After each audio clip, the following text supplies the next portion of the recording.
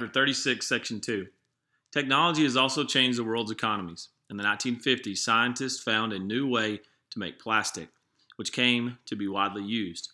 In recent years, industries have begun using robots to make products. These changes have required workers to have more and different skills than before. The industrialized nations changed the focus on their economies. They came to have more jobs in service and information industries. Manufacturing jobs were more often found in the emerging nations where labor cost less.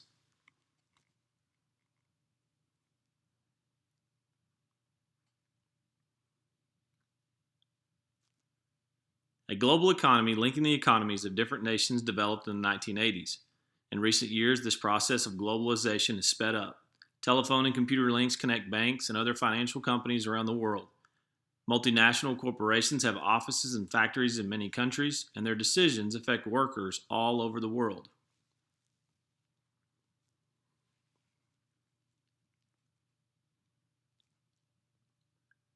An important aspect of globalization is free trade. No barriers to block goods from one country from entering another country. Many steps have been taken to put free trade into practice. In 1951, some nations in Europe joined together to create free trade among their people.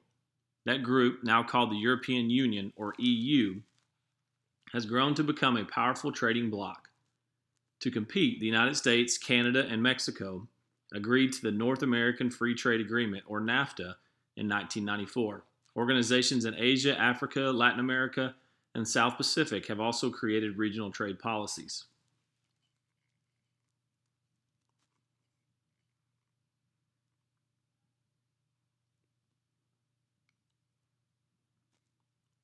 In recent years, there has been considerable disagreements on the impact of economic globalization.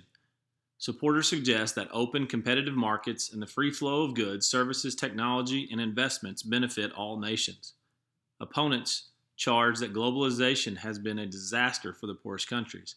Many, they suggest, are worse off today than they were in the past. The development of the global economy has had a major impact on the use of energy and other resources. Manufacturing and trade both use huge amounts of energy. Oil has been a major source of this energy. Whenever the flow of oil has been threatened, the world's economies have suffered severe shock.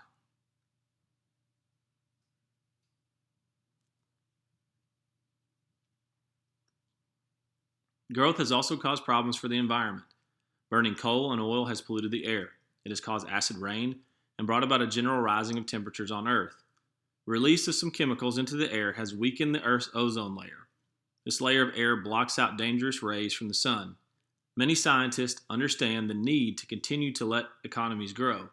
They urge, though, that this growth take place without us using up the world's resources too quickly. This movement centers on the idea called sustainable growth.